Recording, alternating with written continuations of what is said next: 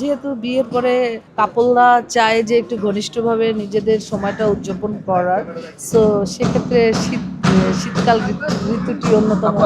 শীতকালটা হচ্ছে এমন একটা জায়গায়, এমন শীতের প্রচন্ড হিমহিম ঠান্ডা হাওয়ায় মানে দুজনের কাছে আসাটা খুব ইজি হয়। গ্রীষ্মকালে কাপড় চোপড় কম পরা লাগে, এই জন্য গ্রীষ্মকাল ভালো লাগে, আর শীতকালটা অনেক বেশি কাপড় চোপড় ক্যারি করা লাগে, এই জন্য আমার শীতকাল ভালো লাগে। প্রচন্ড ঠান্ডা কনকনে হিমহিম হাওয়ায় আমার শীত কেটেছে এবং একটু ঠান্ডা কাশিতেও আমি ভুগেছি।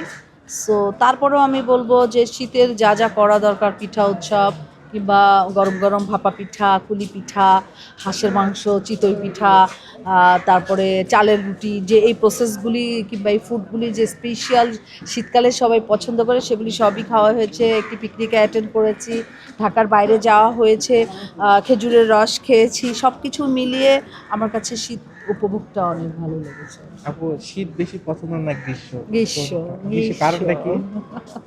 আচ্ছা আপু, গ্রীষ্মকালে কাপড় চোপড় কম পরা লাগে, এই জন্য গ্রীষ্মকাল ভালো লাগে, আর শীতকালটা অনেক বেশি কাপড় চোপড় ক্যারি করা লাগে, এই জন্য আমার শীতকাল ভালো লাগে। একটা জিনিস প্রচলিত আছে যে শীতকাল হলেই নাকি বেশি বিয়ে করে।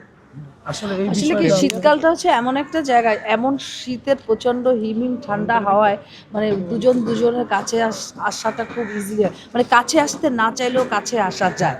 সো এই জন্য শীতকালে বেশি বিয়ে হয়।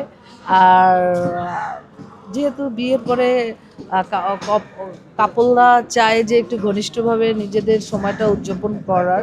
নায়াসিনামাইড ও স্যালিসাইলিক সমৃদ্ধ লিলি ফেস ওয়াশ, যা ফেসের ডেড স্কিন সেল দূর করে দেয় দ্বিগুণ ফাস্টার ব্রাইটেনিং।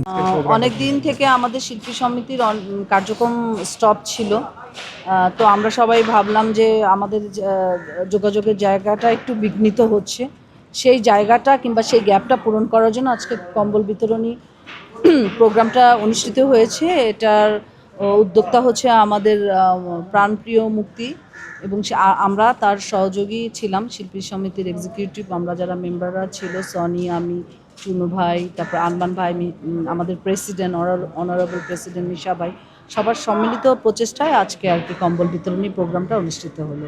সবার মাঝে কম্বল বিতরণ করে আমার খুবই ভালো লাগছে, মনে হচ্ছে একটি সৎ সুন্দর কাজ করেছি।